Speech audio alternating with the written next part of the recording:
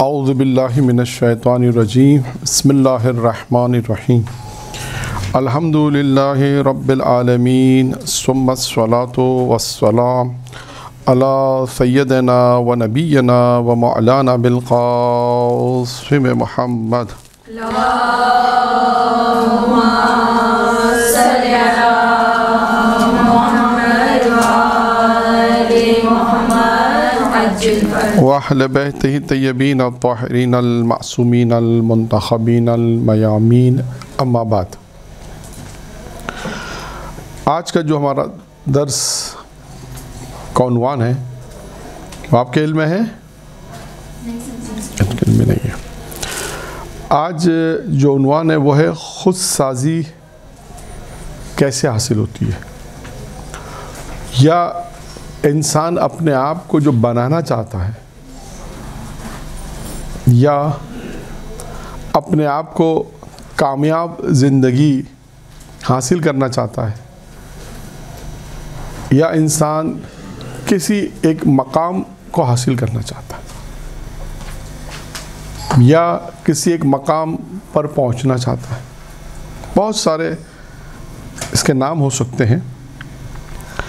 ان تمام یعنی یوں کہیے، یا تو اس کو اور آسان کر دوں میں آپ کو، جب انسان کسی مقام تک پہنچتا ہے تو کیسے پہنچتا ہے، یہ زیادہ آسان ہے۔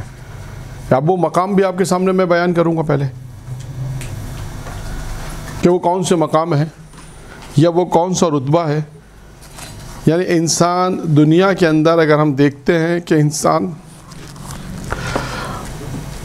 کمال تک پہنچتا ہے، ایک مقام حاصل کرتا ہے، ایک رتبے تک پہنچتا ہے، تو کیسے پہنچتا ہے کہ وہ کون سے کام انجام دیتا ہے کہ جس کی بنا پر وہ اس مقام کو اس نے حاصل کیا ہوتا ہے۔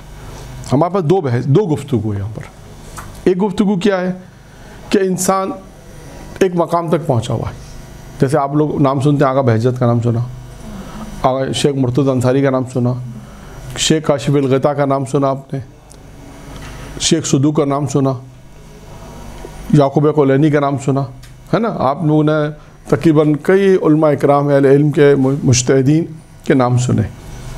تو ان کا ایک مقام ہے، ایک مرتبہ ہے، ایک بہت سے ایسے لوگ ہیں، مثلا آپ کو آغا بہجت کی مثال دے دوں، جو لوگ مثال دیتے ہیں کہ بارش نہیں ہو رہی تو آغا بہجت کے پاس جا رہے ہیں نسخہ لینے کے لیے، یا کچھ اور آفات شہر میں آ رہی ہیں تو ایک عارف کے پاس جا رہے ہیں۔ تو سوال یہ کہ وہ عارف کیسے بنا، ایک سوال ہے، ٹھیک، ایک سوال یہ۔ پھر اس کے بعد دوسری بات یہ ہے کہ پہلے ہم اس کمال کو دیکھیں، جسے آپ لوگ کمال سمجھتے ہیں کہ ہاں یہ کمال ہے۔ اب میں آپ کو ایک مثال دوں، آپ کے شہر میں، علاقے میں کوئی ایک ایسا آدمی آ جائے اس وقت جس کی یہ شہرت ہو جائے کہ جو سوچے وہ بتا دے۔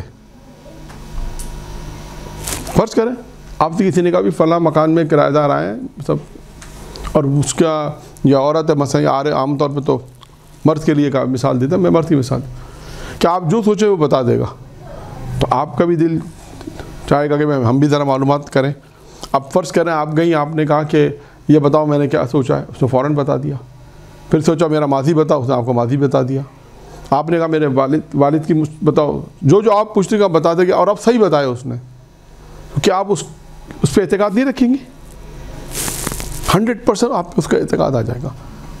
کیوں؟ کیونکہ آپ نے کہا کہ یہ شخص جو میں ماضی نے ماضی کس طرح گزارا، یا میں کیا کرنا چاہتی ہوں، یا جو کچھ بھی ہے میرے ماضی سے متعلق ہے، میرے خاندان سے متعلق، یہ سب کچھ بتا رہا ہے۔ اس کا مطلب یہ ہوا کہ آپ نے کہا کہ یعنی ایک ایسا کام، فوق العادہ کام جسے ہم کہتے ہیں فوق العادہ کام، جو ہر آدمی انجام نہیں دے سکتا۔ آپ نے کہا یہ کمال ہے۔ یا مثال کے طور پہ آپ کو مثال دوں کہ کچھ بات بتانے کی ہے، مثال آپ کو ایک اور دے دوں۔ ایک عارف ہے، اس کا واقعہ بھی سنا دیتا ہوں میں آپ کو، شاید پہلے آیا وہ میرے علم میں نہیں ہے، کہ ایک طالب علم تھا نجف اشرف میں، وہ یہ سوچتا تھا کہ میرے استاد جو ہیں، میرے استاد 2 گھنٹے وادی السلام میں جاتے ہیں، پتہ نہیں کیا کرتے ہیں، وقت ضائع کرتے ہیں اپنا۔ شاگرد اپنے ذہن میں کیا سوچ رہا ہے کہ وہ 2 گھنٹے ضائع کرتے ہیں۔ کہا میں اپنے استاد سے پوچھوں گا ضرور کہ وہ 2 گھنٹے کیا کرتے ہیں۔ پھر 2 سوال اور تھے اس کے پاس، 2 سوال اور تھے۔ گئے اپنے استاد کے پاس 2 سوال سے۔ ایک سوال یہ تھا کہ جس کمرے میں آرام کرتا ہوں، میرے قدم جس الماری کی طرف ہیں، وہ اس الماری کے ٹاپ فلور کے اوپر قرآن رکھا ہوا ہے، آیا اس طرح آرام کرنا، یہ میرے قدم کا اس طرف رخ ہونا، یہ بے حرمتی ہے، بے حرمتی نہیں ہے؟ اور دوسرا سوال یہ ذہن میں، یعنی تیسرا سوال یہ ذہن میں کہ میرے پاس تہران سے خط آیا ہے پیرنٹس کا کہ واپس آ جاؤ۔ اب میں اپنے استاد سے پوچھوں کہ جاؤں یا نہیں جاؤں۔ یہ 2 سوال اپنے متعلق اور 1 سوال استاد کے متعلق۔ کتنے سوال ہو گئے؟ 3 سوال۔ کس سے جا کے پوچھے؟ اپنے استاد۔ یہ واقعہ ہے، استاد کا نام ہے جواد تبریزی، ملک تبریزی ان کا سر نیم ہے، غالباً بزرگ کہلاتے ہیں، یعنی جواد تبریزی جن کا انتقال 10-15 سال پہلے ہوا، وہ نہیں جو قم میں انتقال ہوا، ان کے والد یا ان کے دادا کا واقعہ ہے۔ بزرگ کہتے ہیں بڑے کو، بزرگ تبریزی کہتے ہیں، یہ ان کا واقعہ ہے۔ اب جب وہ اپنے استاد کی خدمت میں پہنچا تو استاد نے ان کی طرف دیکھ کر کہا کہ میں جانتا ہوں کہ تم اسے کیا پوچھنے والے ہو۔ اب آپ سوچیں اس شخص کو آپ کیا کہیں گی؟ کیا کہیں گے آپ؟ اس نے کہا میں جانتا ہوں مجھ سے کیا پوچھنے والا، بیٹھو میں بتاتا ہوں۔ اور اس نے کہا پہلا سوال تمہارا یہ ہے کہ تم اپنے گھر میں جہاں آرام کرتے ہو اور تمہارے جو پیر اور جو قدم ہے، جس کا رخ، پنجوں کا رخ جو الماری کی طرف ہے اور الماری کے ٹاپ فلور پہ قرآن ہے، تم یہ پوچھنے آئے ہو نا کہ یہ بے حرمتی ہے، بے حرمتی نہیں؟ کہا میں یہ پوچھنے آیا ہوں۔ کئی بے حرمتی اس طرح آرام مت کیا کرو، اس طرح قدم مت رکھا کرو۔ کا دوسرا سوال تمہارا ہے کہ تہران سے تمہارے پیرنٹس کا خط آئے کہ واپس آ جاؤ، کہ واپس مت جاؤ، یہاں بیٹھ کر پڑھائی کرو۔ اب سب جواب دیں، پڑھائی کرو۔ تیسرا سوال کیا تھا بتائیں؟ ہاں 2 گھنٹے کیوں جاتے ہیں؟ تیسرا سوال کیا تھا تمہارا؟ یہی ہے نا تیسرا سوال کہ میں وادی السلام 2 گھنٹے کہ کیا کرتا ہوں؟ کہا یہی ہے۔ کہا جو تمہیں جواب دے رہا ہوں یہ وادی السلام سے ہی ملے ہیں۔ اب ایسے اس شخص کے بارے میں آپ کا کیا خیال ہے؟ یہ کون ہے؟ عارف ہے۔ اب یہ آپ کہیں گے یہ فوق العادہ کام، فوق العادہ کام کہتے ہیں مافوق، ایک ہے وہ کام جو عام آدمی نہیں کر سکتا۔ نہیں، یہ موقع فطرت نہیں ہے، وہ دوسری چیز ہے۔ یہ کہتے ہیں کہ یعنی فوق العادہ کہتے ہیں کہ وہ صفت جو ہر ایک میں نہیں ہوتی، یعنی اس سے محنت، یعنی دیکھیے مثال آپ، کیونکہ مثال کے ذریعے سے زیادہ سمجھانا آسان ہے، یعنی یہ مقام ہے جو انہوں نے حاصل کیا۔ اب میں فرض کریں یہ واقعہ سنا کے چلا جاؤں، ہوتا ہے نا بہت سے واقعات ہم مولانا حضرت ممبر سے بیان کرتے ہیں واقع، لیکن اس میں ایک سوال محدود، ایک سوال رہ جاتا ہے، البتہ ہر مجلس میں ہو بھی نہیں سکتا، اس کا بھی جواب دے دوں۔ ممکن ہے کوئی یہ درس سنے اس کا کہ مولانا ہر آدمی ہر چیز کا جواب ایک مجلس میں نہیں دے سکتا، لیکن بالآخر ایک سوال ذہن میں رہتا ہے کہ آپ نے 2 عالم کے بڑے بڑے قصے سنا، اس کے بعد مولانا صاحب چلے گئے کہ یہ عارف ہے اور یہ قصے انہوں نے مجلس ختم کر دی، لیکن سامعین کے ذہن میں ایک سوال رہتا ہے۔ کیا رہتا ہے سوال؟ وہ ہے ہاں وہ کیسے عارف پہنچے، وہ کیسے اس مقام تک پہنچے، یہ سوال رہتا ہے۔ تو آج کا جو درس ہے وہ یہی ہے، اور اس میں جو چیزیں آئیں گی دیکھتے ہیں ہم کتنی تفصیلات بیان کر سکتے ہیں۔ تو ہم نے آپ کے سامنے 2-3 چیزیں بیان کی شروع مقدمے کے طور پر، کہ دنیا کے اندر انسان کمال حاصل کرتا ہے، دنیا کے اندر انسان ایک مقام پہ پہنچتا ہے، اور وہ سوال یہ آتا ہے کہ انسان اس مقام تک کیسے پہنچے۔ اب آئیے دنیا کی ایک مثال فرض کریں، 15 جو منزل ایک عمارت ہے، 15 منزلیں عمارت ہے۔ پہلے سٹیپ پہ آپ کی ترقی ہے، تھوڑی سی ترقی ہے، سیکنڈ سٹیپ پہ آپ کی تھوڑی اور ترقی ہو جائے، اسی طرح ترقی آپ کی بڑھتی ہے۔ 15ویں منزل پہ اگر آپ جائیں تو آپ بادشاہ ہیں، یہ فرض کر لیں۔ ہر سٹیپ آپ کو جانا ہے تاکہ اگر آپ کو اس مقام پر پہنچنا ہے، یا مثلا بادشاہ کے بادشاہ سمجھ لیجئے، وہ مقام حاصل کر لیجئے کہ جس پہ آپ کو پہنچنا ہے، تو ہر سٹیپ میں 15 مثالیں، 15ویں اس لیے ہو سکتا ہے، اس میں بھی 20 بھی ہو سکتے ہیں، میں نے 15 کسی خاص وجوہات کے تحت کہی ہیں۔ بعض خاص وجوہات کے تحت 15 منزلیں کہیں ہیں، ٹھیک ہے نا. آپ اس میں ہو سکتا ہے بعض کوئی مثالیں میں 20 بھی کر سکتا ہے. ایک خاص وجہ سے میں نے اس میں 15 کا ذکر کیا. ٹھیک ہے، آگے چلتے. اب میں آپ سے کہوں کہ اگر آپ کو اس مقام کو حاصل کرنا ہے تو آپ کو پہلی سیڑھی پہ قدم رکھنا پڑے گا، دوسری سیڑھی پہ قدم رکھنا پڑے گا، تیسری سیڑھی پہ قدم رکھنا پڑے گا. یہ اور ہر سیڑھی پہ ایک اسٹیپ بعد ملتا ہے، جس کی مثال ایسی ہے کہ آپ ایک آفس، ایک مثال کے طور پر مینیجر ہے، اس کے بعد آنر ہوتا ہے. سب سے ہائی پوسٹ مثلا مینیجر ہے، اس کے بعد آنر ہے، اس کے نیچے سارے عہدے ہوتے ہیں دوسرے.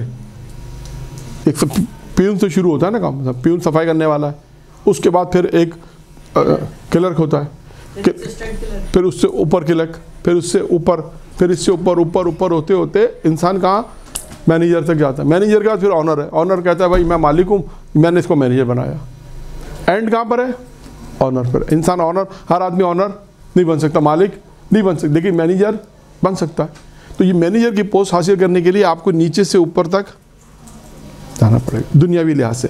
اسی طرح انسان کو عارف بننے کے لیے یا وہ مقام حاصل کرنے کے لیے، انسان کو ایک مقام اور عارف بننے کے لیے اس مقام پہ حاصل کرنے کے جو کمال آپ کے سامنے پیش کیا گیا کہ ہاں یہ کمال ہے، یہاں تک پہنچنے کے انسان کو محنت کرنی پڑے گی. آج کے جو درس ہے وہ یہی ہے کہ ہم وہ کون سے کام ایسے انجام دیں جسے ہم اس کام تک پہنچنے کے لیے جو کام ہم انجام دیں گے اس کو کہتے ہیں خود سازی. خود سازی کیا ہے؟ اپنے آپ کو بنانا.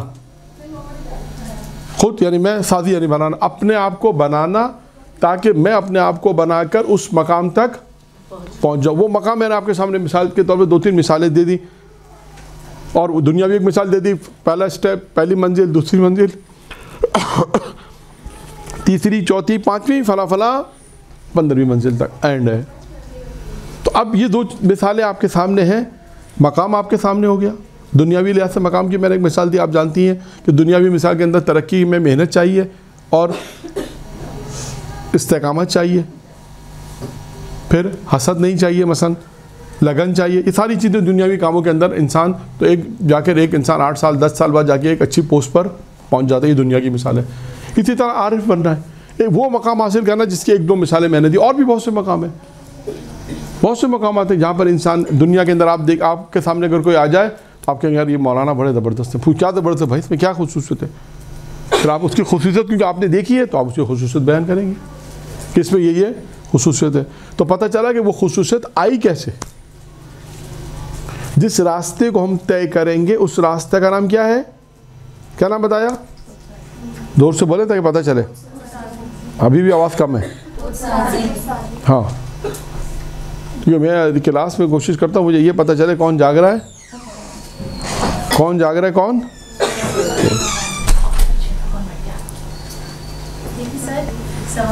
ہاں پوچھ. آپ کہہ رہے ہیں کہ اسٹیپ وائز ہم اب ایک مقام حاصل کر لیتے ہیں. اب سر ایک مقام حاصل کرنے کے لیے ہم قائم نہیں رہ پاتے ہیں. ہم کہتے ہیں مقام حاصل کر لیں گے، مثال کوئی مقام حاصل کر لیں گے تو اس پہ قائم نہیں رہ پاتے. وہ کس طریقے؟ دو الگ الگ چیزیں. ایک دفعہ ہے کہ دیکھیں، ایک دفعہ ہے کہ آپ نے کہا مجھے میٹرک پاس کرنا ہے، تو میٹرک پاس کرنے کے لیے پہلی کلاس کا پڑھنا ضروری ہے.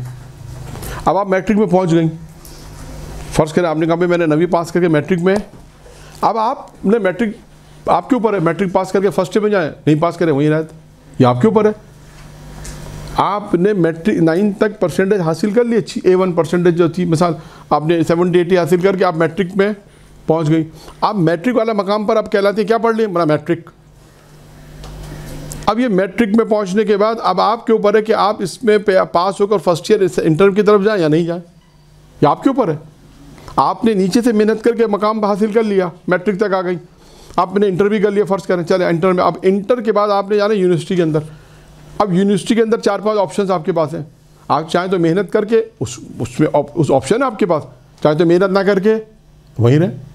یعنی انٹر تک تو آپ پہنچ گئی نا، آپ نے محنت کر کے. اب آپ کے ہاتھ میں آنے وہ مقام جب آپ کو اللہ نے دے دیا، اب آپ اس مقام پر رہنے کے لیے بھی آپ کو کام کرنا پڑے گا، کیونکہ وہ مقام آپ سے واپس بھی لے جا سکتا ہے.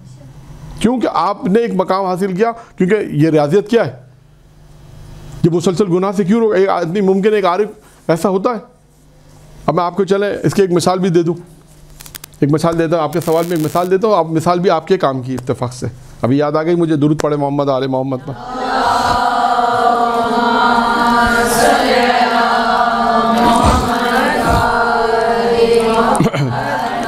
یہ مثال جہاں تک مجھے یاد ہے میں نے سیرت جناب سلام اللہ علیہ کہ جب درس ہوا تھا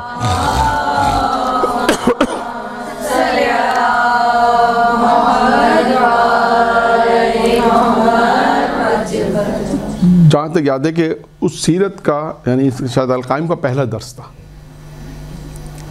اور اس درس میں یہ مثال میں نے دی تھی جہاں تک میری میموری کام کر رہی ہے. مثال یہ ہے کہ جیسے انہوں نے سوال کیا کہ وہ مقامات بنی اسرائیل میں ایک عابد تھا، 4 حدیث کتاب کا نام ہے، فارسی میں ہے رسول محلاتی کی. اس کتاب میں یہ واقعہ لکھا ہے جو میں آپ کے سامنے اب بیان کر رہا ہوں. بنی اسرائیل میں ایک عابد تھا. عابد نے اللہ تعالیٰ نے اس سے کہا کہ تیری 3 دعائیں جو مانگے گا قبول ہوں گی. کیا کہا؟ قبول ہوں گی. اب آپ دیکھیے اگر کسی مرد کو یہ پتہ چل جائے کہ اس کی 3 دعائیں قبول ہوں گی تو سب سے پہلے کس کو بتائے گا؟ یا کسی کو نہیں بتائے گا؟ اگر نہیں بتائے گا تو کسی کو نہیں بتائے گا. اور سب سے پہلے کس کو بتائے گا؟ بیوی کو بتائے گا، ماں کو نہیں بتائے گا. ہاں بیوی کو بتائے گا. تو شادی نہیں کی نا بھی آپ نے اس کی؟ ہاں شادی کر کے پھر پوچھ لیں گے، شادی ہو جائے گی پھر پوچھیں گے. یہ فرق ہے دونوں میں، یہ فرق ہے. ابھی لڑکی کی بات نہیں ہو رہی، آدمی کی بات ہو رہی ہے، شادی شدہ کی بات ہو رہی ہے کہ شادی شدہ آدمی کو اگر کوئی اللہ فضیلت دے دے تو سب سے پہلے کس کو بتائے گا؟ یہ بتائے. اگر وہ نہیں بتانا چاہتا، فرض کرے نہیں تو کتنی دیر بعد اپنے پیٹ میں رکھے گا؟ یہ بھی ممکن نہیں ہے، نہ ہونے کے برابر ہے. 100 200 1000 میں سے شاید کوئی ایسا ایک آدمی ہوگا کہ جو شاید ہی اپنی بات اپنے پیٹ میں رکھے، کم از کم بتائے گا تو اپنی بیوی کو ضرور بتائے گا. اس نے بھی عابد نے بھی یہی کام کیا کہ کیا کہا اللہ نے مجھے کہا کہ تیری 3 دعائیں مستجاب الدعوات ہے، یعنی یہ مقام. اب آپ کی مثال آئے گی، یہ ایک مقام پر ہے کہ جو مانگو گے خدا کہتا ہے تمہاری دعا قبول. یہ مقام حاصل ہو گیا نہیں ہو گیا؟ یہ مقام ہو گیا. اب اس مقام پر انسان اپنے آپ کو باقی رکھے، یہ سوال کیسے رکھے؟ اس کو گرا بھی سکتا ہے، باقی بھی رکھ سکتا ہے. یہاں تک پہنچنے میں خود سازی ہے جو ابھی بحث آئی ہے ہماری، ابھی تو بحث آئی نہیں ہے. یہ سب مقدمہ سازی ہے کہ ہم جو آپ کو بیان کرنا چاہتے ہیں اس کے یہاں تک ہم یہ جو چیزیں ہم بیان کریں گے وہ آپ کو کہاں تک پہنچا دے گی. ہم پہلا مقام بیان کریں گے، یہ مقام ہے. اب پھر آئیں گے اسٹیپ بائی اسٹیپ کہ یہ صفتیں ہوں گی تو انسان یہاں تک اصل یہاں تک انسان پہنچے گا. اب اس نے کیا کیا؟ سب سے پہلے کس کو بتائی؟ بیوی کو بتا دی. اب بیوی کو کیا بتایا اس نے؟ کہ اللہ نے کہا میں تمہاری 3 دعائیں قبول ہیں گی. اس کی بیوی نے کہا کہ بھائی سب سے پہلے اللہ سے یہ دعا مانگو کہ اللہ مجھے دنیا کی خوبصورت عورت بنا دے. اس نے کہا یہ تو میں نہیں مانگوں گا، یہ دعا تو میں نہیں مانگوں گا. اچھا اب دعا اس نے کہا میں نہیں مانگوں گا، بیوی کہہ رہی مانگو، وہ کہہ رہا میں نہیں مانگوں گا. تو روز کا جھگڑا ہے، تو روز کے جھگڑے میں جیتتا کون ہے؟ بیوی. یہ بھی معمول کی بات ہے، کوئی نئی بات نہیں ہے، سب کو پتہ ہے، اس میں کوئی نئی بات نہیں ہے، یہ ساری پریکٹیکلی باتیں ساری. تو اس نے کہا آخرکار اس عابد ہار گیا. اور عابد جب ہارا تو کیا ہوا؟ اس نے کہا ٹھیک ہے میں تمہاری دعا مانگ. اس نے کہا کہ اللہ تعالیٰ اسے دنیا کی خوبصورت عورت بنا دے. بن گئی وہ عورت. اب کیا ہوا؟ اب بنی اسرائیل میں یہ بات پھیل گئی. جب بنی اسرائیل میں بات پھیلی تو عورتیں تو آنے لگی دیکھنے کے لیے، مرد بھی آنے لگے. میں پتہ چلے کوئی عورت خوبصورت ہے تو کیا کریں اس کو دیکھیں گے لوگ. اب عابد کو غصہ آیا، پریشان ہو گیا، صحیح سے پریشان ہو گیا. پریشانی میں آنے کا تو اس نے دیکھا یہ تو تماشا بن گیا. میں اپنے الفاظ میں بیان کروں تو تماشا بن گیا. اس نے کہا کہ پروردگارہ اسے حیوان بنا دے، حیوان بنا دے. جب تنگ آئے گا تو یہی ہوگا. کیا کہا پروردگارہ؟ حیوان بن گئی. وہ دعا قبول ہو گئی. دعا قبول ہو گئی، دوسری قبول ہو گئی دعا کا. اب لڑکی کے گھر والے آئیں گے نہیں آئیں گے؟ کیا کہیں گے آگے؟ کیا کہیں گے آگے؟ بھائی اسے کم سے کم اگر چلو تمہارے لیے خوبصورت بننا اس تمہارے لیے پریشانی کا سبب ہے، کم سے کم اللہ سے یہ دعا کرو کہ اسے پہلی جیسی ایسی بنا دے. کم سے کم یہ تو دعا کرو. پھر اس نے دعا کی اور دعا کرنے میں نتیجہ کیا ہوا کہ وہ پہلی جیسی ہو گئی. تو اب سوال کیا یہاں پر جواب کیا ہے کہ دیکھیں اللہ نے ایک مقام دیا وہ مقام اللہ نے دیا، لیکن بیوی کہہ لیں کہ نااہل ہونے کی، بیوی کے نااہل ہونے کی وجہ سے کیا ہوا؟ ضائع ہو گیا۔ البتہ مقام، وہ جو مقام مجھ سے دعا کا مقام تھا وہ 3 دعا کی حد تک تھا، وہ اللہ نے دیا تھا۔ اب یہاں اس واقعے میں بہت سارے پیغامات ہیں۔ اس واقعے کے اندر ایک پیغام کیا ہے کہ بیوی اچھی ہونی چاہیے، دیندار ہو، متدین ہو، مذہبی ہو، یہ ساری چیزیں اس میں ہو۔ تو جو ایک روایت میں بھی ہے کہ دنیا اور آخرت کی اگر انسان کو خیر چاہیے، دنیا اور آخرت کی خیر چاہیے تو 4 چیزیں اس میں، ان 4 چیزوں میں ایک چیز کیا ہے؟ بیوی کا نہیں۔ وہ بیوی جو دنیا میں، دنیاوی کاموں میں اور اخروی کاموں میں اس کا ہاتھ بٹائے، یہ ہونا چاہیے۔ تو اب اس واقعے سے کیا نتیجہ نکلا؟ واقعے سے 2-4 نتیجے۔ ایک تو انسان کی ہم سفر ایسا ہونا چاہیے، دوسرا اگر بیوی نیک ہوتی وہ دعا کرتی، پروردگار سے دعا کرو کہ خدا ہمیں جنت میں خدا جنت میں ہمیں جس نبی کے زمانے میں تھا اس نبی کے ساتھ محشور فرمائے۔ فرض کریں اللہ ہمیں دنیا میں جنت نصیب فرمائے، ہم دونوں کو ساتھ رکھے۔ کوئی ایسی دعا مانگتی کہ دنیا اور آخرت دونوں اس میں ملتی، مثال کے طور پہ، لیکن کیونکہ وہ دنیا دار تھی، دنیا مانگی، دنیا مانگنے کے نتیجے میں شوہر کے پاس جو عہدہ تھا، جو مقام آیا وقتی طور پہ، وہ چلا گیا۔ بات واضح ہو گئی اب آپ کو؟ یہ چیز ہے کہ اللہ انسان جب آپ وہاں تک پہنچنے کے بعد اس کو باقی رکھنا بھی بہت اہم ہے، ورنہ یہ جا سکتا ہے۔ اور واقعات بھی موجود ہیں، ایسے ہیں بہت سے واقعات۔ اب میں آپ کو اس کی ایک اور مثال دوں۔ مثال آپ کو، یہ مثال یہاں پر شاید فٹ نہیں ہوگی لیکن بعد میں کبھی دوں گا، کہ انسان اتنی زحمت، چلیں مثال دے دے تو آپ کو کام آئے گی، یہ مثال بھی کام آئے گی۔ مثال کیا ہے اس میں؟ آج 2-3 مثالیں زیادہ آ گئیں، لیکن کیونکہ میں جس موضوع کو بیان کرنا چاہ رہا ہوں تاکہ اس وقت جب آپ اس موضوع کو سنیں گے تو آپ کے ذہن میں آئے گا کہ ہمیں کہاں تک پہنچا اور غلطی نہیں کرنی۔ یہ مہم ہے۔ اکثر لوگ سوال کرتے ہیں، جو ہمارے ذہن میں بھی آیا تھا، کہ انسان دیکھیں بہت ساری نیکیاں کرتا ہے، کبھی کبھی ایسا ہوتا ہے، کبھی کیا ہوتا ہے، کہا کہ اگر یہ گناہ کیا تو ساری نیکیاں ختم ہے، نہیں ہے؟ روایتوں میں آیا کہ یہ گناہ کیا تو نیکیاں ختم ہو جائیں گی، یہ گناہ کیا تو نیکیاں ختم ہو جائیں گی۔ تو میں نے اپنے استاد سے پوچھا، میں نے کہا یہ کیسے ہو سکتا ہے؟ کبھی کبھی یہ سوال آیا کہ شیطان نے اگر آپ کو کہتے ہیں نا آخری وقت میں بہکا دیا کلمہ مت پڑھو تو ساری زندگی کے اعمال گئے، ہے نا؟ روایتوں میں بھی بہت ساری جگہ پہ آپ کو ملے گا۔ تو میں نے اپنے استاد سے ایسے پوچھا، میں نے کہا یہ کیسے ہو سکتا ہے کہ آدمی 25 سال 50 سال تقویٰ اختیار کرے، ایک گناہ کرے اور سب ختم ہو جائے؟ یہ کیسے ہو سکتا ہے؟ اس نے کہا ہو سکتا ہے۔ اب اس نے مثال جو دی وہ سمجھنے کی مثال ہے۔ اس نے کہا ٹاور ہے، فرض کریں آپ کو ٹاور پہ پہنچنا ہے، وہاں ہے 100 اسٹیپ۔ کتنے؟ 100 اسٹیپ ہیں، یعنی جیسے K2 کی اگر پہاڑی پہ جاتے ہیں تو وہاں باقاعدہ ایک اسٹیپ 2 اسٹیپ، وہ مطلب کہیں کہیں تو وہ فٹ کیے ہوتے ہیں، کہیں فٹ نہیں ہوتے، یعنی اسٹیپ رکھنے کی جگہیں فٹ ہوتی ہیں، کہیں نہیں ہوتی، کہیں پہاڑ پہ جانا تو وہاں فٹ نہیں ہے K2، وہاں تو آپ کو خود بنانا پڑتا ہے اس کے لوہے کے ذریعے سے مثلاً، ورنہ کہیں اگر آپ کو جانا ہے تو وہاں اسٹیپ بنے ہوتے ہیں۔ مثلاً ہم اس کی مثال دیتے ہیں جہاں اسٹیپ بنے ہوئے، آپ 10 15 20 25 50 60 70 80 تک پہنچ گئی، 85 تک پہنچ گئی، یعنی کتنی زحمت کی ہوگی آپ نے 85 تک؟ کتنی زحمت کی ہوگی؟ بہت زحمت کی۔ 85 90 تک پہنچ گئی، فرض کریں آپ 90 کے بعد اگر آپ کا پیر سلپ ہو جائے تو کیا ہوگا؟ ہے؟ تو آپ کہہ سکتی ہیں مولانا میں 90 تک تو گئی تھی، اس کو 90 تک پہنچنے کا فائدہ نہیں ہوگا۔ وہ آپ کی ساری محنت، ایک غلطی، ایک اسٹیپ اگر آپ نے غلط رکھا اس جگہ پہ اور سیدھا زمین پر آئے گی تو انسان ڈیتھ۔ تو ایک چھوٹی سی غلطی انسان کو موت کے منہ اتارتی۔ وہ 90 سال کی، وہ 90 اسٹیپ تک بھی محنت ضائع ہو جاتی ہے۔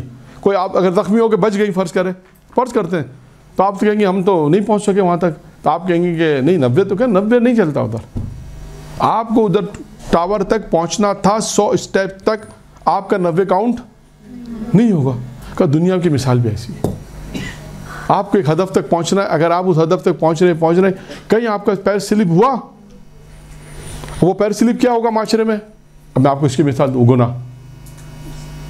نمازیں تو پڑھ رہے ہیں، روزے تو رکھ رہے ہیں، حج بھی کر رہے ہیں، زیارتیں بھی ماشاءاللہ جا رہے ہیں، ساری عبادت اللہ قبول فرمائے، ٹھیک ہے نا، سب کچھ کر رہے ہیں، لیکن اگر گناہ کیا تو کیا ہوگا؟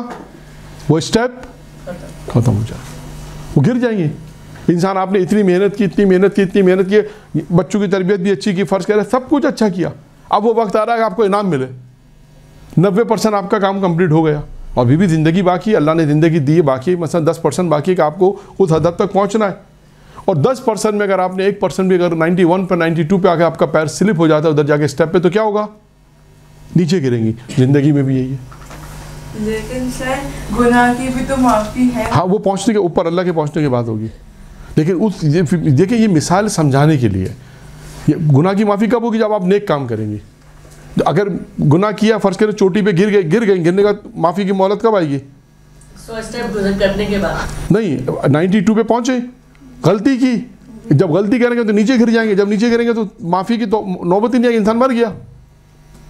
یہ مثال سمجھانے کے لیے. اب آئیے زندگی میں جو آپ کہہ رہے ہیں معافی ہے, سچی توبہ کریں تو معاف ہو جائے گا. سچی توبہ کسے کہتے ہیں؟ کسے کہتے ہیں سچی توبہ؟ یہ ایک نقطہ ہے. امیر المومنین کی روایت ہے, پھر کبھی میں بیان کروں گا, اس کو بیان نہیں کہ آپ جانتے ہیں کہ بیان نہیں ہوئی. سچی توبہ میں 6 نکات ہیں. یہ وہ والی توبہ نہیں ہے کہ آپ نے کوئی کیا بولا توبہ توبہ توبہ استغفار توبہ بس, پھر تھوڑی دیر بعد پھر انسان وہ شروع ہو جاتا ہے. یہ وہ توبہ نہیں چاہیے. اگر سچی توبہ ہے تو انسان دوبارہ وہاں پہ جا سکتا ہے. دیکھیں وہ مثال سمجھانے کے لیے. زندگی کے اندر اگر انسان کو پتہ چل جاتا ہے کہ کوئی انسان, جیسے بہت سے واقعات میں نے آپ سے کہا نا, اس میں توبہ کا چانس کب آتا ہے؟ جب انسان زندہ رہے گا. آپ کو پتہ چل گیا کہ یہ میں نے گناہ کیا ہے اور زندگی اللہ نے دی ہے تو آپ کو چانس ہے, تو آپ اس پہ پلٹ جائیں, اچھی توبہ سچی توبہ کر کے واپس ادھر آ سکتی ہیں. بازگشت توبہ یہی ہے بازگشت. لیکن خدا نہ خاصہ کوئی ایسا کام ہے کہ بازگشت نہیں ہے, توبہ نہیں ہے, تو پھر کیا ہوگا؟ پھر نقصان ہوگا. جہاں پر توبہ, وہاں جہاں پہ زندگی ہے وہاں پہ توبہ ہے, وہ بھی سچی توبہ, وہ بھی ان توبہ کی شرائط کے ساتھ جو معصومین نے بیان کی ہے. توبہ وہ توبہ نہیں جو ہم لوگ کرتے ہیں. دونوں میں بڑا فرق ہے. ہماری توبہ میں اور معصومین کی توبہ میں بڑا فرق ہے. جو معصومین نے توبہ بیان کی ہے. ٹھیک ہے, یہاں تک ہماری بات مکمل ہو گئی کہ ہمیں دنیا کے اندر, جس طرح ہم دنیا کے اندر ترقی کرتے ہیں, دنیا کے اندر اسٹیپ بائی اسٹیپ محنت کرتے ہیں, اسی طرح ہم دنیا کے اندر ہی اگر عارف یا وہ مقام یا وہ عہدہ یا انسان جس جگہ پر پہنچنا چاہتا ہے, کہ ہم دیکھتے ہیں دنیا میں بڑے بڑے عارف ہوتے ہیں, بڑے بڑے لوگ ہوتے ہیں, تو سوال یہ کہ یہ بڑے بڑے لوگ کس طرح اس مقام تک پہنچے, یہ اصل سوال ہے.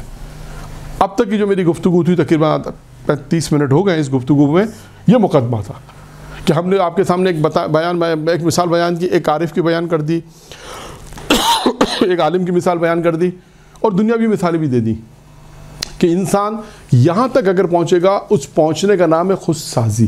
اب سوال ہے وہ کیا کام ہے. اب آئیے اصل موضوع پر. وہ کیا چیزیں کہ انسان کو اس مقام تک پہنچ. نمبر ایک ہے تہذیب نفس.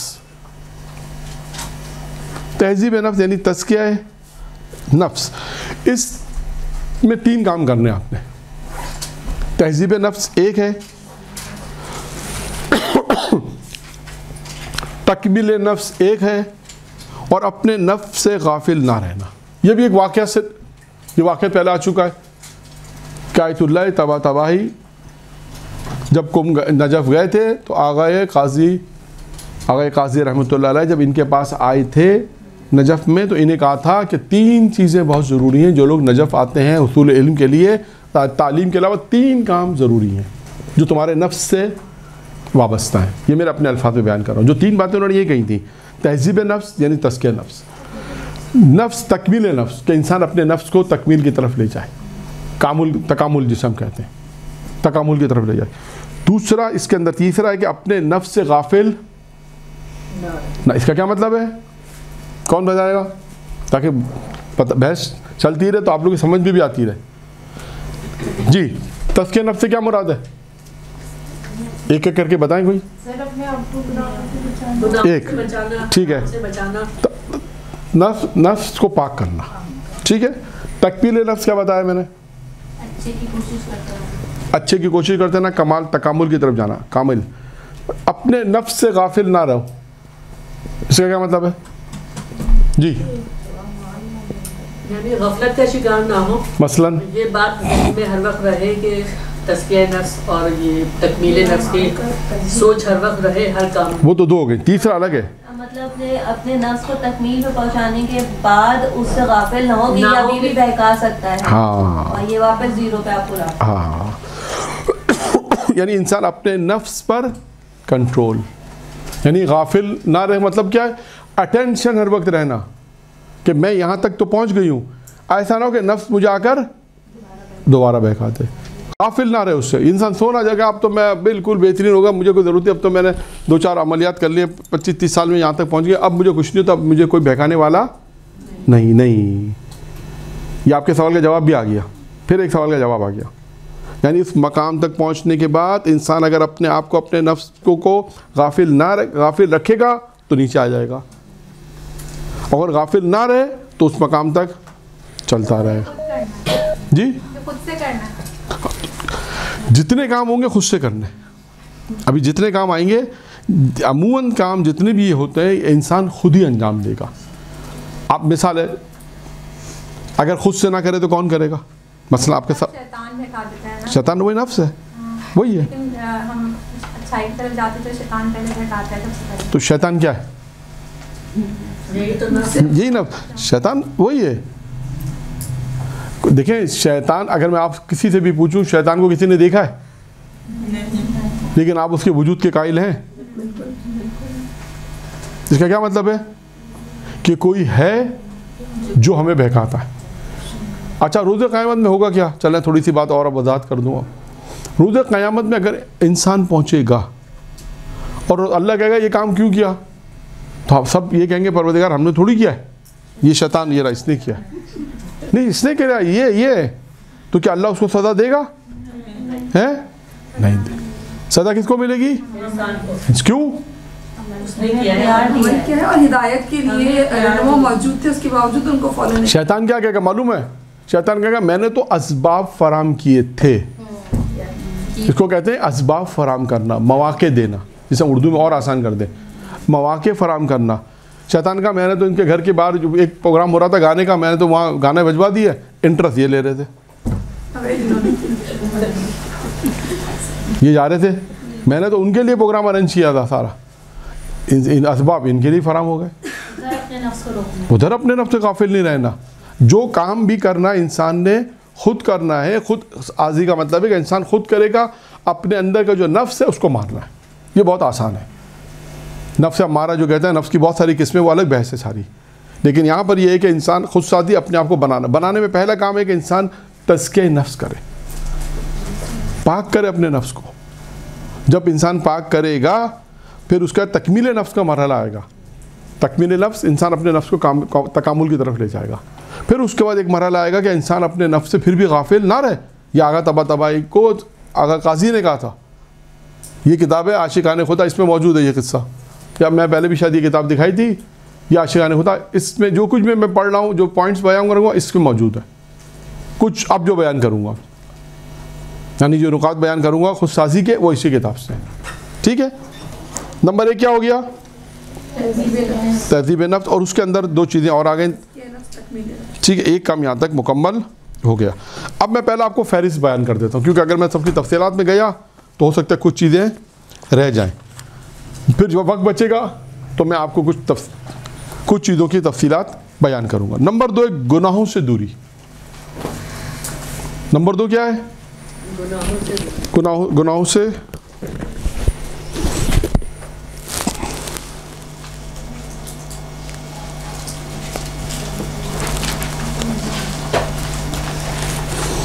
کیونکہ گناہوں کو ترک کرنا روح کی پاکیزگی کے آثار اور نتائج میں سے ایک ہے. اس کا اگر آپ یہ کام انجام دیں گی تو کیا ہوگا؟ روح پاکیزہ ہوگی. اور یہ اس کے نتائج میں سے کہ انسان کامیابی کی طرف جاتا ہے. یہ ایک چھوٹا سا نقطہ اس کے اندر بیان کر دیا. اصل ہدف کیا ہے؟ گناہوں سے دوری. یہ ایک کام ہے کہ جس سے انسان تکامل کی طرف جائے گا. نمبر 3 اخلاص اور نیت کی پاکیزگی. یہ آپ کو جگہ جگہ آئے گا. اخلاص جگہ جگہ آپ کے بعد آئے گا کہ اخلاص سے کام لو، اپنی زندگی میں اخلاص کو پیدا کرو. اپنی زندگی کے اندر اخلاص، اعمال میں، عمل میں، ہر جگہ انسان اخلاص لے کر آئے گا. اور نیت کی پاکیزگی وہی ہے کہ نیت صاف ہونی چاہیے. خدا نہ خاصا انسان کی نیت بری نہ ہو. چوتھی چیز ہے عبادات. 5ویں چیز ہے دعا، زیارت، توجہ اور ائمہ اہل بیت کے ساتھ توسل. دعا، زیارت، توجہ کرنا ان طرف، اور ائمہ علیہ السلام سے توسل کرنا. یہ دیکھیں آپ کتنے مراجع مجتہدین کے آپ کو واقعات ملیں گے کہ اگر آپ ان سے پوچھیں گے تو یہاں تک کیسے پہنچے، وہ کہیں گے توسل ہے اہل بیت. یہاں تک کیسے پہنچے، اس مقام کو کیسے حاصل کیا، امام رضا علیہ السلام. اور مثال کے طور پر میں نے ہمارے کچھ ایران میں استاد تھے، ان سے پوچھا ماشاءاللہ آپ اتنا اچھا استخارہ کرتے ہیں، بہت اچھا استخارہ کرتے ہیں. تو بحث لمبی ہو جائے اس لیے میں صرف ایک جملہ بیان کر دوں. آپ اچھا استخارہ کرتے ہیں، آپ کیسے کرتے ہیں؟ کیسے امام رضا نے ہم کو دیا. 2-3 سے میں نے پوچھا تو فقط 2-3 نے یہ جواب دیا. تو کیا ہے؟ عطائے اہل بیت علیہ السلام، توسل. آپ ان کی طرف ملتفت تھے، توجہ تھی آپ کی طرف، آپ ان کی طرف متوجہ تھے، ملتفت تھے، انہوں نے آپ کو عطا کیا. یہ دعا، یہ دیکھیں دعا کیا ہے، انسان خدا کی طرف جو کہتے ہیں نا دعا کیا ہے، دعا مانگتے پروردگار، انسان اپنے آپ کو محتاج رکھتا ہے، خدا تو ہے. اب یہ دعا، پھر زیارت ائمہ کے پر، ہم جو قبروں کی زیارت پہ جاتے ہیں، زیارت پڑھنا، قبروں پہ زیارت پہ جاتے ہیں وہ زیارت کرنا، پھر توجہ ان کی طرف توجہ کرنا، یہ بہت اہم ہے انسانی زندگی کے اندر. اور ائمہ علیہ السلام کے توسل، یہ تمام چیزیں انسان کو ایک مقام تک پہنچاتے. آپ دیکھیے شیخ انصاری کا واقعہ بہت مشہور واقعہ ہے، بسم اللہ والا واقعہ. کئی دفعہ میں نے پڑھا، کئی لوگوں نے پڑھا، کئی لوگوں نے سنا. امام علی علیہ السلام نے بسم اللہ کیا تھا، جس شخص طالب علم کے کان میں انہوں نے حضرت علی نے بسم اللہ پڑھا تھا، اس کا ذہن کہاں پہنچ گیا. جب وہ سوال کے جواب دے رہا تھا، شیخ انصاری ممبر سے اترے، ایک دفعہ کام اس کے کان میں ایک جملہ کا چلے گا، اس کا چہرہ اتر گیا. تو شاگرد استاد نے کیا کہا اس کے کان میں، کہ جس نے تیرے کان میں بسم اللہ پڑھی ہے سورہ حمد پڑھی. آپ سوچو علی جس کے کان میں سورہ حمد پڑھا، اس کا مقام. یہ کیسے آیا؟ توجہ اہل بیت سے آیا، توجہ اہل بیت سے آیا. آپ ان کے در پہ جا کے کھڑے ہو گئے کہ مولا کچھ دو. ان کے دینے میں کمی نہیں ہے، ہمارے یہاں مانگنے میں کمی ہے، لینے میں کمی ہے. وہ تو دینے کے لیے بیٹھے ہیں. نادر شاہ کا واقعہ مشہور ہے، وہ بھی مشہور واقعہ ہے، کئی دفعہ بیان ہوا کہ علی کے در پہ بیٹھے تھے، سارے نابینا تھے. کہا کہ علی کے در پہ کتنے سال سے 20 سال سے بیٹھے اور آنکھیں نہیں ہے، کہ اندر جا رہا ہوں زیارت کے لیے، واپس آؤں تو سب کی آنکھیں، واپس آئے تو کیا ہوا، سب کیا، کیسے؟ توجہ. موت سامنے آ گئی تھی، یا علی موت ہے، نہیں دو گے تو مر جائیں گے. پہلے ایسے نہیں مانگ رہے تھے، پہلے رسمی تھی، دعا تھی. تو دعا کے لیے بھی رسمیت نہیں ہے، توجہ اہل بیت کی طرف توجہ. ہم لوگ توجہ کرتے ہیں ماہ محرم میں، تھوڑا سا ہم ادھر بھی آ جائیں. ہم لوگ توجہ کرتے ہیں کب کرتے ہیں؟ ماہ محرم میں، یہ شہادت ولادت کے ایام. شہادت میں تو کرتے ہیں، ولادت میں تو ہم اپنی مرضی کا کرتے ہیں، باقی تو ہم اپنی مرضی کے دن گزارتے ہیں سارے. یہ ضروری ہے توجہ، پورا سال زندگی کے لمحہ با لمحہ توجہ اہل بیت چاہیے، تو کامیاب زندگی ہے. آپ تمام چیزیں پڑھ لیں، میں کہتا ہوں اس میں تمام نکات بھی اگر آپ کو پڑھ دی جائیں، اگر توجہ اہل بیت نہیں ہوگی، ائمہ کی آپ کا لطف و کرم ائمہ کا نہیں ہوگا، نہیں پہنچ سکتا انسان کسی مقام پر. آپ کی دیکھیں ایک اور مثال دوں کہ اہل بیت کی جو محبت ہے وہ کیا ہے؟ آپ کی نمازوں کی قبولیت کی دلیل ہے. اگر محبت نہیں ہے تو ساری عبادت بیکار ہے. یہ مختصر سمجھ لیں، یہ مختصر ہے کہ اہل بیت علیہ السلام کی جو محبت ہے، یہ محبت ہی آپ کی عبادت کی قبولیت کی دلیل. محبت ہے تو عبادت قبول ہے. تمام عبادت، اب میں نام نہیں لے رہا ساری عبادت کا، تمام عبادت. تو مسئلہ کیا ہے کہ ہماری ان کی طرف توجہ ضروری ہے. ہماری توجہ، جب آپ توجہ کریں گے تو اہل بیت تو جانتے ہیں کہ کون کس سلسلے میں آیا ہے، وہ تو جانتے ہیں کہ اس کے دل میں کیا ہے، یہ نیت کیا لے کر آیا ہے، یہ کس مقصد کے لیے آئے، سب جانتے ہیں. خالص سے اخلاص چاہیے، دین کی خدمت کر رہا ہے، دین کی مدد کر رہا ہے. آزمائش بھی ہوگی، مدد بھی ہوگی، ایسا نہیں کہ نہیں ہوگی. عام حالات کے اندر مکان چاہیے، دعا چاہیے، زندگی چاہیے، اولاد چاہیے، شادیاں نہیں ہو رہی، نوکری چاہیے، دنیا کی ساری جو نعمتیں پروردگار انسان کو دیتا ہے، کمی بیشی ہوتی رہتی ہے زندگی میں. تو کمی بیشی کے لیے انسان توجہ کس سے اہل بیت کے پاس جاتا ہے؟ تاکہ توجہ ہو. اور یہ توجہ چاہیے پورا سال چاہیے، یہ ذہن میں رکھیے گا. بس توجہ پورا سال، ہر لمحہ ہو، ہر لمحہ، ہر لحظہ. یعنی جناب سیدہ کی جو دعا کے پہلے 14 نکات پڑھیں، 14 دعا کے، اس میں ایک جملہ تھا، خداوندہ تیری رحمت ہر حال ہمارے ساتھ شامل رحم رہے. یعنی لمحہ با لمحہ ہر لمحے تیری رحمت ہمارے شامل حال ہونی چاہیے. یہ دعا ہے اصل میں. خیر موضوع دعا نہیں ہے. تو توسل. پھر راز کامیابی کے راز انسان کی زندگی میں ایک ہے. چھٹا نمبر پہ میں نے لکھا ہے کہ راز کامیابی. اب اس کے اندر خود راز کامیابی کے اندر کچھ نکات ہیں، کیونکہ راز کامیابی خود ایک مبہم چیز ہے نا. کیا مطلب کامیابی کا راز؟ یعنی انسان جب ایک مقام تک پہنچتا ہے تو اس کی کامیابی پیچھے کچھ راز ہوتے ہیں. اس راز کے لیے انہوں نے یہ لکھا ہے کہ انسان حرام غذا سے پرہیز کرے، حلال غذا کھائے تو انسان کامیاب پہنچے گا.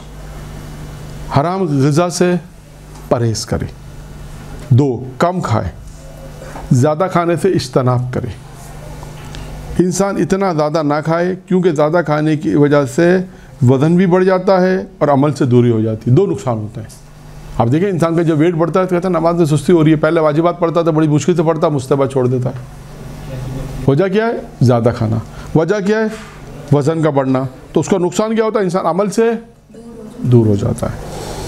اور اتنا بھی کم نہ کھائے کہ عبادت نہ کر سکوں، کمزوری ہو جائے گی. پھر یہ بھی چیز اس میں. روزے رکھے. انسان کامیاب چاہتا ہے روزے رکھے. جب نماز شروع کرو تو مسلمانوں کے جب نماز لکھا جب نماز شروع کرو، انسان جب نماز پڑھے تو مسلمانوں کے ساتھ حسد، بغض، کینہ، دشمنی سے پاک ہو.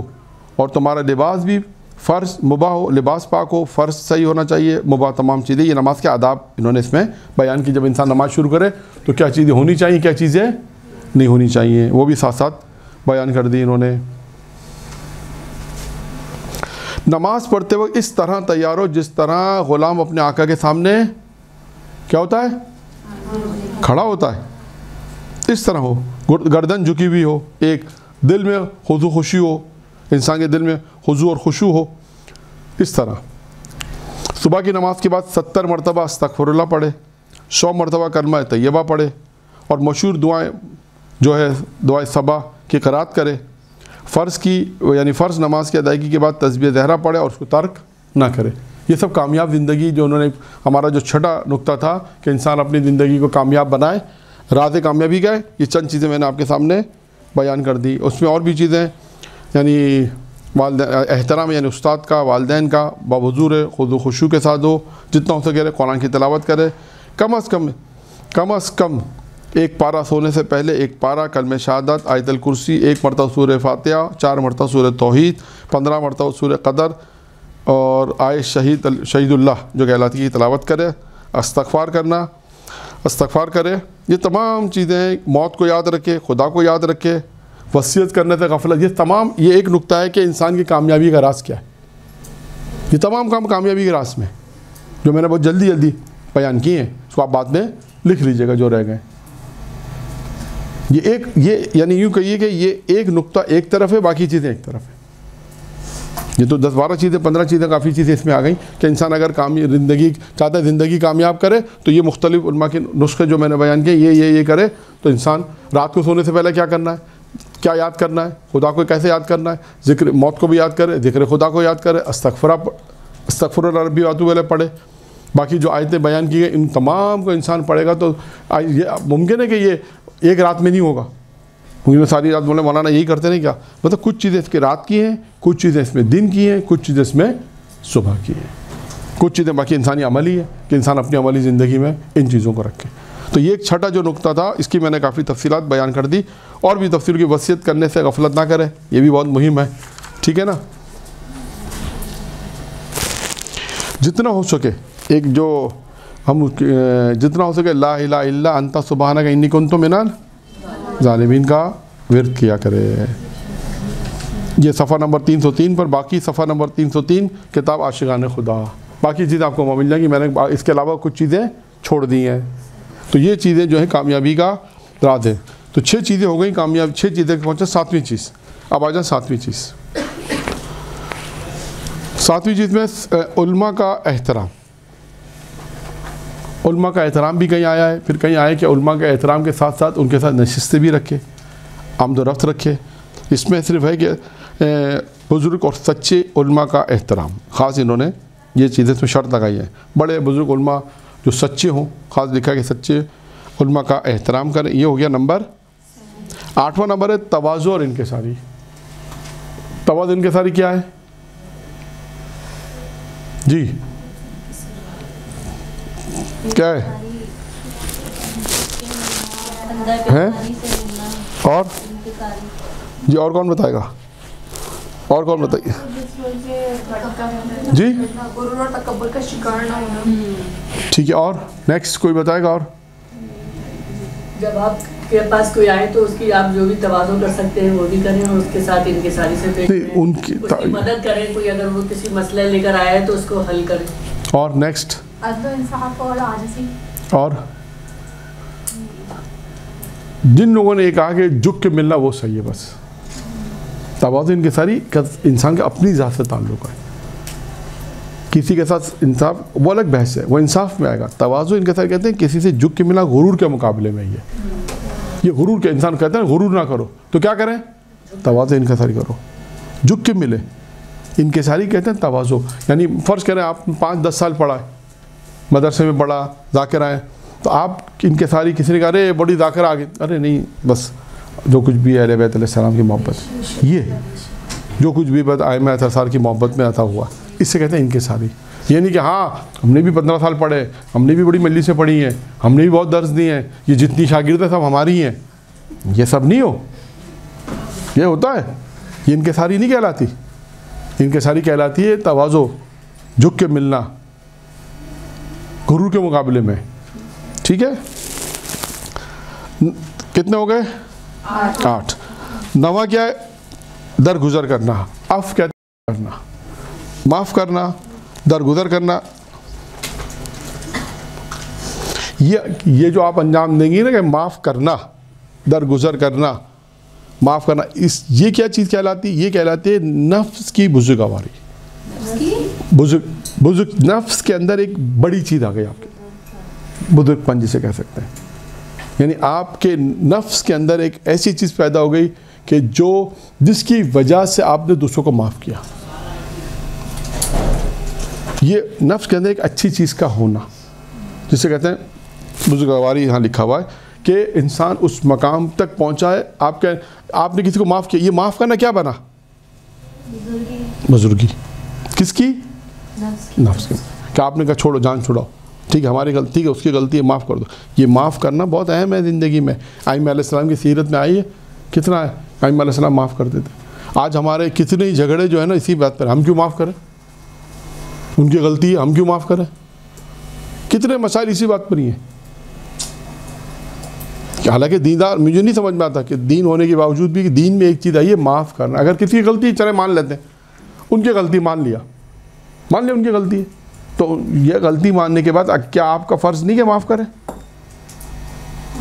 معاف کہاں جاتا ہے؟ دین کہاں چلے آتا ہے؟ اس وقت انسان آنا پر آ جاتا ہے کہ نہیں بس میں ہوں تو میں امت میں غلطی کرتے رہتے ہیں، پھر 4 دن بعد معافی مانگتے ہیں. تو وہ غلطی نہیں ہے نا. اس کا مطلب ہے کہ وہ غلطی نہیں، وہ غلطی وہ روٹین ہے. اور جو معاف کرے جا رہا ہے وہ بھی روٹین ہے. یہ دیکھیں بات ہوگا تو یہ باتیں کہاں آتی ہیں کہ سال میں زندگی میں 2-4 دفعہ ہوتا ہے. لیکن اس کو پتہ ہے کہ بھائی میں خدا خاصا ظلم کرتا رہوں گا، یہ معاف کرتے رہیں گے تو کوئی فائدہ نہیں. ایسے ظلم نہ ایسے ظلم نہ وہ ظلم کر کے ظلم جان بوجھ کے کر رہی ہیں تو نقصان ہوگا. اور اس کا قائمہ جواب دیں. وہ اس سے زبردستی اگر معافی لے رہی ہیں تب بھی کوئی فائدہ نہیں ہے. کوئی ایسی کچھ بھی نہیں کرنا، نہ اس کو ظلم کرنا چاہیے، نہ یہ ظلم اگر ظلم ہو رہا ہے تو معاف کر دیں، لیکن وقتی اعتبار سے. ٹھیک ہے انسان یہ پریکٹیکل لائف میں بار بار آئے گا تو مشکل ہوگا، لیکن دفعہ اس کو سمجھائیں کہ دیکھو بار بار یہ کام، دیکھو ان کو سمجھائیں کہ بار بار یہ کام نہیں ہوگا. یہ بات میں آپ کو معاف کر رہی ہوں فرسٹ ٹائم ہے، سیکنڈ ٹائم نہیں ہونا چاہیے. اگر سیکنڈ ٹائم آپ نے کہا میں معاف نہیں کر، روزے قائم تو پھر آپ جواب دیں ابھی تو میں آپ کو معاف کر رہی ہوں. بار بار نہیں ہو، 1-2 دفعہ انسان ہے. دیکھیں یہ سب ہوتا ہے جوائنٹ فیملی سسٹم میں جو ہوتا ہے. دیکھیں انسان کا اگر انسان معاف کرتا ہے تو ٹھیک اس کا نفس بڑا ہو جاتا ہے، ایک نفس کے اندر ایک قوت پروردگار پیدا کر دیتا ہے. لیکن یہ کب ہوگا؟ جب سامنے والا بھی اس کا خیال کرے اور اس سے بھی، چاہے کبھی انسان مثال کے طور پہ آج ایک لڑکی ہے، آج وہ خدا نہ خاصا ظلم کا شکار ہو رہی ہے، مثلا بہو مثال دے دیتا ہوں چلیں. اب وہ کیوں بعد میں ساس بن کے ظلم کرتی معلوم ہے آپ کو؟ کیونکہ وہ اس کا اثر نہیں، وہ کہتی ہے ایک زمانے میں نے بھی تو ظلم برداشت کیا ہے، اب میں بھی اپنا بدلہ لوں گی. بھائی آنے والی سے کیوں لے رہی ہے؟ بس یہی تو مسئلہ ہے. انہوں نے کیا تھا ان سے، وہ تو چلی گئی قبر میں بھائی، ان سے تو بدلا نہیں لے سکتے. मतलब कफात अमल के तौर पे मेरे ایسا ہوتا ہے, ایسا ہوتا ہے. ایک مثال میں دے رہا ہوں, یہ غلط سسٹم ہی غلط ہے سارا, اس لیے کہ اس میں معافی نہیں ہے, اس میں صرف ظلم ہے, اور یہ سوچ ہی غلط ہے. کیونکہ ہم سنتے ہیں, اس لیے میں بیان کر رہا ہوں. میں تو سنتا رہتا ہوں, بہت سے واقعات آتے ہیں, کہیں نہ کہیں بات چیت ہوتی رہتی ہے, پتہ چلتا ہے. کیونکہ اب آپ کا موضوع زیادہ تر یہ, اس لیے ڈسکس کیا میں نے کہ بھئی سوچ غلط ہے. اگر ایک زمانہ تھا آج سے 20-25 سال پہلے سوچ تھی, اب نہیں ہونی چاہیے. سوچ ہی غلط ہے. کسی کے ساتھ ہوا, ٹھیک ہے, اللہ کتنی ایسی آج بولتی ہیں چلی گئی ہمارے پہ ظلم کر ہماری زندگی تباہ کر دی, بول دے لو. ہاں وہ کیوں کہ یہ آپ کا فرض ہے پھر کہ آپ پہ خدا نہ خاصا ظلم ہوا تو آپ نے چلو معاف کر دیا, نہیں تو آج تک لوگ کہتے ہیں ہم معاف نہیں کریں گے, ہم تو قیامت میں پکڑیں گے, ہماری زندگی برباد کی انہوں نے, ہم نہیں چھوڑنے والی, ہم نہیں چھوڑیں گے. اور ساتھ میں بیٹے کو بھی سناتی ہیں, صحیح ہے نا, کہ تمہاری اماں کی وجہ سے سب ہوا ہے. تو یہ سب زندگی میں ہے, لیکن انسان اپنی زندگی میں وہی سیرت اہل بیت پہ عمل کرے, ائمہ علیہ السلام کے اہل بیت پہ عمل کرے. پھر انسان آگے جا کے دیکھیں جو لوگ اچھا کرتے ہیں پھر پروردگار عالم ان کے ساتھ بھی اچھا کرتا ہے.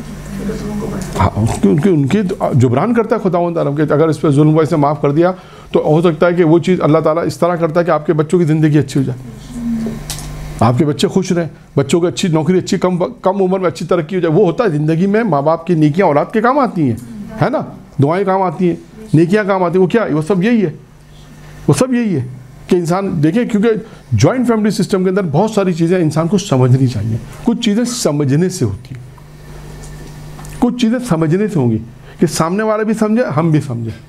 مشکل کہاں ہوتی ہے کہ ایک دیندار نہیں ہوگا تو میں تو نہیں سمجھتی, جاؤ میں تو یہ کروں گی, وہاں انسان پھنس جاتا ہے کہ ہم کتنا لحاظ کریں, ہم کتنا کریں, وہاں انسان پھنستا ہے. لیکن جہاں دونوں سمجھدار ہو تو وہاں مشکل حل ہو جاتی ہے. وہاں آسان ہے کام کرنا بنسبت اس کے کہ جہاں دیندار نہ ہو, وہاں مشکل ہے. یہ اب وہی ہے, معاف کر دینا. یہ ایک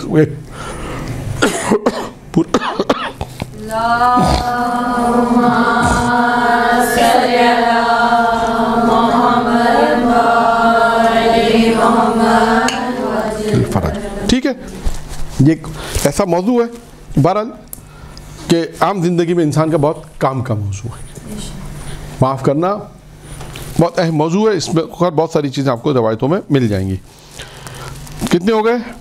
9. 10واں ہے لوگوں کی خدمت کرنا, ان کے ساتھ مہربانی سے پیش آنا, اور فقیر اور تنگ دست لوگوں کی مدد کرنا.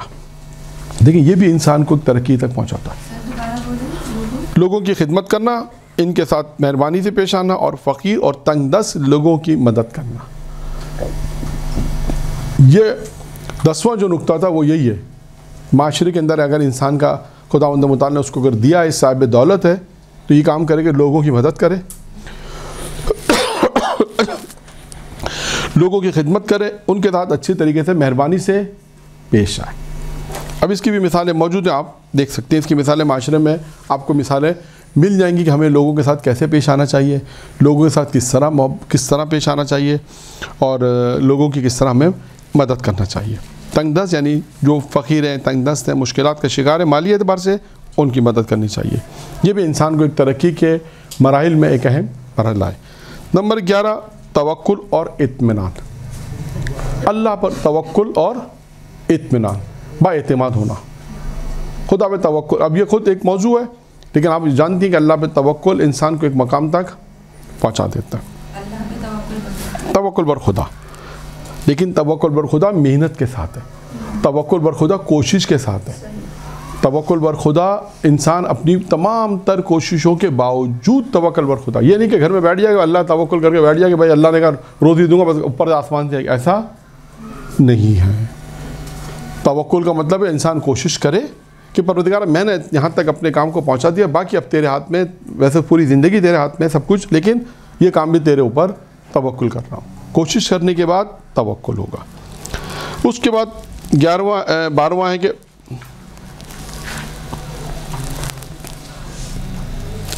اچھا یہ چیز جو ہے کہ بلند آواز طبیعت کا مالک ہونا, یہ انسان کے اختیار میں نہیں ہے. شاید ہو سکتا ہے کہ میری آواز اچھی نہیں ہے, یعنی بلند آواز, یعنی اب انہوں نے یہاں ایک نقطہ لکھا کہ بلند آواز طبیعت کا مالک ہونا, اور دوسروں کے مال اور دولت کی امید نہ رکھتا ہو. یقیناً یہی ہوگا. اس میں ہے 1 منٹ.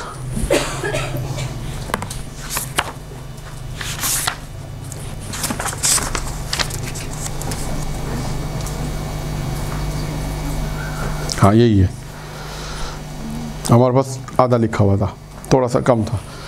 بلند آواز, بلند اور آزاد طبیعت. ہاں آزاد طبیعت ہے. بلند اور بلند آواز نہیں بلکہ کیا ہے, بلند اور آزاد طبیعت. یہ ایک اچھی چیز ہے, انسان کی طبیعت میں آزادی کا مالک ہونا, یعنی انسان اپنی طبیعت میں آزاد ہو. ایک کام ایک ہونا. دوسرا کیا, دوسروں کے مال اور دولت کی امید نہ رکھتا ہو. یہ بہت مہم چیز. دیکھیں دونوں چیزیں کیا کام انجام دیں گی, آپ کی اس کمال تک پہنچنے میں اہم کردار ہے. ابھی کمال ہم نے بیان شروع میں کیا, وہ کمال جو بیان کیا شروع میں 2-3 مثالیں دی, اس کمال میں پہنچنے میں آپ کو مدد کریں گی. انسان کی آزاد طبیعت کا ہونا. اس آزاد طبیعت کو ایکسپلین کر دیں تھوڑا سا. آزاد طبیعت سے مراد, دیکھیں آزاد طبیعت سے مراد شاید انسان کا یہ کہ انسان کسی کا غلام نہ ہو. آزاد طبیعت کا مالک ہے, طبیعت آزاد. اب اس میں انہوں نے اس میں تشریح انہوں نے دی ہے, لیکن اتنا وقت نہیں ہے کہ میں اس کو. جو ہماری ایک حدود رکھی ہیں اس حدود کے اندر ہو سکتا ہے. اب انہوں نے مثالیں بہت ساری دی, میں نے تو صرف ہیڈنگز آپ کو بیان کی اس وقت, ہیڈنگز کہ بھائی یہ نکات ہیں. اب سب کے الگ الگ انہوں نے تشریح دی ہے. پوری کتاب ہے تقریباً, کتنے صفحوں کی کتاب ہے یہ دیکھیں آپ, یہ تقریباً 633 کا مطلب ہے 650 صفحے کی کتاب ہے. بلند آواز سے کیا نہیں, بلند آواز غلط ہے, میں نے کہا نا بلند طبیعت, بلند اور آزاد طبیعت. آزاد طبیعت یہ ایک جملہ ہے. بلند اور آزاد طبیعت کا مالک ہونا, یہ ایک نقطہ پورا یہاں تک ہے. اور دوسروں کے مال اور دولت کی امید نہ رکھتا, یہ دوسرا نقطہ. یہ 2 نقطے ہیں. یہ دیکھیں 2 نقطے بہت اہم ہیں. آزاد طبیعت کہتے ہیں غالباً انسان کی, جو کہتے ہیں نا آزاد طبیعت کا مالک ہے, ہم کسی کے غلام نہیں. اللہ نے ہم کو, ایک روایت میں ہے کہ امیر المومنین نے جب 10 نعمتیں گنوائی ہیں نا, اس نعمت میں ایک نعمت ہے انسان کو غلام نہیں بلکہ آزاد پیدا کیا. انسان جب پیدا ہوتا ہے کسی کا غلام نہیں, ہم آزاد طبیعت کے مالک ہیں. یعنی انسان آزاد طبیعت کا مالک ہو, کسی کے ماتحت نہ ہو. مانوی طور پر یا دونوں طور پر نہیں, یہاں پہ مراد ان کا ہو سکتا ہے کہ مانوی طور پر ہو. مانوی تو یہ بات ہماری ساری مانوی ہے. ہاں اس پہ ساری گفتگو ہماری مانویت پر ہے. تو ہو سکتا ہے یہاں پر ان کی مراد یہ, ابھی میں نے اس کو دیکھا نہیں ہے, صرف ہیڈنگ بیان کر رہا ہوں کیونکہ ٹائم نہیں تھا. سے میں اس کو آپ کی فہرست بیان کی ہے کہ اگر موقع ملے گا تو پھر کبھی اور موقع آئے گا تو اس کو بھی بیان کر دیں گے. لیکن وہ یہ کہ آزاد طبیعت کا ہو, یعنی بلند اور آزاد طبیعت. آزاد انسان کے کہتے ہیں نا مزاجن, یہ اردو میں نہیں کہتے یہ اپنی طبیعت میں بڑے آزاد ہیں, یا اپنی یہ کسی مزاج میں نہیں آتے, غرور تکبر میں نہیں, وہ ایک الگ موضوع ہو جائے گا. یہاں پر کیا ہے کہ جیسا کے طور پر انسان اپنی طبیعت میں آزاد ہو بس. اب طبیعت میں آزاد ہونے سے مراد روحانی طور پر یہاں پر مراد ہے. ٹھیک, ابھی اس کو اتنا ہی سمجھیں تاکہ اس میں زیادہ یہ جیسے آپ نے ابھی والی بات بولی, لیکن میں اکثر لوگ بولتے ہیں تو بڑا آزاد طبیعت کا ہے, لیکن اس کو بہت لوگ غلط مطلب میں لے لیتے ہیں. وہ الگ چیز ہے. میں نے کہا نا اس کو ابھی اتنا ہی سمجھیں تاکہ میں بس بات کو مکمل کر لوں, پھر دیکھتا ہوں کہ انہوں نے کیا کہا. اگر ٹائم ملا تو ابھی بیان کر دیں گے, پھر بعد میں. یہ کتنے ہو گئے 12. 13واں ہے بیت المال کے استعمال میں تقویٰ اور پرہیزگاری کو مد نظر رکھے. بیت المال اگر اس کے ہاتھ میں ہو تو اس میں پرہیزگاری تقویٰ رکھے, یعنی انصاف سے کام لے کہ بیت المال میرے ابا کا نہیں ہے, میرے دادا کا نہیں ہے. بیت المال کہتے ہیں, بیت المال کسے کہتے ہیں, پہلے بیت المال بھی تو واضح ہو آپ کے لیے. جی سر جو گورنمنٹ کی پراپرٹی ہوتی ہے وہ عوام میں خرچ ہوتی ہے. نہیں جو کیا کہتے ہیں جنگ منگ میں جو مال. دیکھیں یہاں کیا مراد ہے کہ یہاں پر مرجع اور مجتہد کے پاس بیت المال ہوتا ہے. امیر المومنین کی حکومت میں امیر المومنین کہتے ہیں بیت المال سے دیتے تھے. بیت المال کیا مطلب ہے کہ جو حکومت جس کی ہوتی ہے اس حکومت میں جو مال آتا ہے, جو حکومت ٹیکس لگاتی ہے یا حکومت کہتی ہے کہ آپ گورنمنٹ کو دو. پاکستان کے اندر ہم گورنمنٹ کی الگ مثال ہے. ابھی ہم بات کر رہے ہیں روحانی طور پہ. امیر المومنین بیت المال میں سے لوگوں کو دیتے. بیت المال کیا ہے کہ گورنمنٹ کو جو لوگ پیسے دیتے ہیں, یا آج کے دور کے اندر اگر وہ امیر المومنین کی مثال ہے, اس زمانے میں کسی نے کہا مولا میں نے زکوٰۃ دی, مولا کو لا کے زکوٰۃ جمع کرائی, مولا کو لا کے خمس جمع کرایا, تو یہ خمس کہاں جا رہا ہے بیت المال میں. بیت المال کا مطلب کیا ہوا, بیت المال کا مطلب ہوا اس یعنی دیکھیں بیت المال جو امیر المومنین کے ہاتھ میں, اب یہ بیت المال میں تقسیمی ہے. امیر المومنین اپنے حساب سے متقی پرہیزگار بحث ہی ختم ہو گئی. انصاف معلوم ہے کتنا کرتے امیر المومنین, کہ امیر المومنین اتنا انصاف کرتے تھے کہ کہتے ہیں روایت میں کہ روزانہ بیت المال میں کیا کرتے تھے, روزانہ رات کو جھاڑو دیتے تھے. یعنی آج کا مال آج تقسیم. یہ امیر المومنین تقسیم بندی لکھی ہے کتابوں میں. آج مال آیا, آج غریبوں میں تقسیم ہو گیا. یہ ہے بیت المال کے صحیح طریقے سے تقسیم جو امیر المومنین نے بتائی ہے, کر کے بتائی ہے. وہ واقعہ نہیں ہے کہ جناب عقیل کا, وہ کیا واقعہ ہے جناب عقیل کا, کیا بیت المال سے جو بیت المال سے ہر مہینے جو وظیفہ دیتے ہیں وہ بڑھا دیں. تو امیر المومنین نے گرم گرم لوہا ہاتھ میں دے دیا.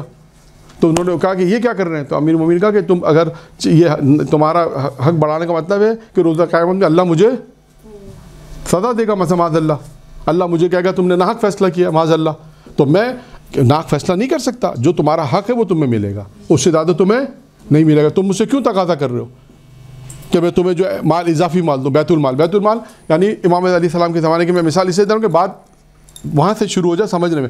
پھر یہ بیت المال آ جائے گا کہاں پر, آج مجتہدین مراجع کے پاس. لوگ خمس دے رہے ہیں, زکوٰۃ دے رہے ہیں, دیتے ہیں.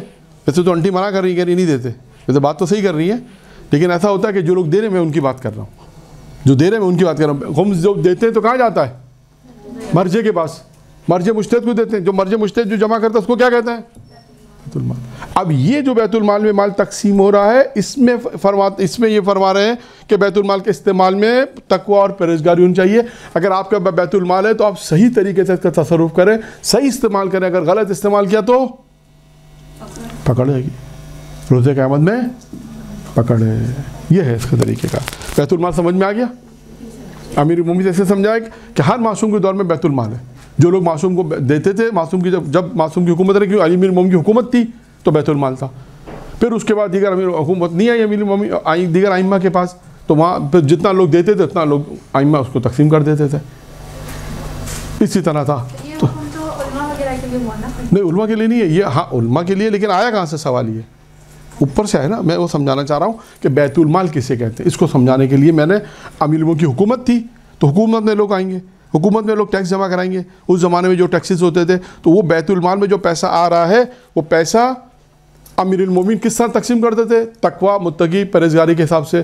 امیر فرماتے ہیں یعنی یہ چیزیں جنہوں نے لکھی انہوں نے بھی روایتوں سے اخذ کی ہیں. کیا اس کا مطلب ہے کہ اگر آپ میرے فرض کریں اس وقت مرجع کی مثال دے دیں, ایک مجتہد ہے, اس کے بعد سالانہ کروڑوں روپے آتا ہے. اب یہ سالانہ کروڑ روپے کہاں جا رہا ہے, خرچ کرنا ہے انہیں. کہاں خرچ کرنا ہے, تقوی کے ساتھ. کیسے خرچ کرنا ہے, تقوی کے ساتھ, پرہیزگاری کے ساتھ. یہ بیت المال. یعنی بیت المال اگر ان کے پاس ہے, کسی کے پاس ہی بیت المال کی رقم آ رہی ہے تو وہ بیت المال کی رقم میں تقوی اور پرہیزگاری اختیار کرے گا تو انسان روحانی مرتبے تک پہنچے گا. خدا نہ خواستہ اگر اس میں انسان اگر ناانصافی کر رہا ہے, مثال کے طور پہ اگر کوئی میرے رشتہ دار آ رہے ہیں, میرے دوست آ رہے ہیں, میں ان کو دے رہا ہوں تعلقات کی وجہ سے پیسے بانٹ رہا ہوں, تو روزے قیامت میں اس کا جواب دے ہوں, تو وہ پرہیزگاری نہیں رہے گی. جب پرہیزگاری نہیں رہے گی تو میں اس روحانی مقام تک نہیں پہنچ سکتا. یہ بیت المال سمجھانے کے لیے میں نے اتنی ساری آپ کو تشریح دی تاکہ بات واضح ہو جائے کہ امیر المومنین کی مثال اس لیے دی کہ امیر المومنین کے زمانے میں حکومت تھی مولا کی, اور مولا علیہ السلام نے حکومت میں یہ مثال قائم کی اپنی کہ ہم نے اس طرح بیت المال کو تقسیم کیا ہے کہ روزانہ رات کو جھاڑو دیتے تھے. یہ آ جائے آخری 2 جملے. کتنے ہو گئے, 13. 14 کیا ہے, سادہ زندگی بسر کرنا. کیا ہے, سادہ زندگی بسر کرنا. یہ بھی آسان ہے. اور 15ویں اور آخری چیز جو انہوں نے لکھی وہ ہے آگاہی, علم ہونا, بیداری, علم ہونا, بیدار ہونا, اور ظالموں کے خلاف جنگ کرنا. تو میں نے آپ کے سامنے شروع میں ایک مثال دی تھی کہ 15 اسٹیپ ہیں, وہ 15 اسٹیپ یہی ہے. میں نے کہا تھا خاص بنا پہ میں آپ سے کہہ رہا ہوں کہ 15 منزل ہیں, وہ یہ 15 منزل ہیں. اب ممکن ہے اس میں کوئی 16 بھی کر سکتا ہے, ممکن ہے اس میں کوئی 20 بھی کر سکتا ہے, ممکن ہے اس میں کوئی 25 بھی کر سکتا ہے. میں نے آپ کو اس کتاب کے مطابق, یہ کتاب کے مطابق درس تیار کیا تھا کہ 15 انہوں نے تقریباً چیزوں کو لکھا ہے. وہ میں نے آپ کے سامنے صرف ہیڈنگز بیان کیے بھی آپ کے سامنے. 15 ہیڈنگز ہیں کہ جس کے اندر انسان ان تمام, اب اس میں سب میں جو ہے وہ مختلف بحثیں ہیں کہ مختلف موارد ہیں, واقعات ہیں, ہر ایک کے اندر واقعات بھی ہیں, ہر ایک کے اندر مختلف بحث ہے. تو وہ ان تمام چیزوں کو انہوں نے بیان کیا ہے. تو یہ کم سے کم میں آپ کے سامنے مختصر طور پہ 15 چیزیں بیان کر دی.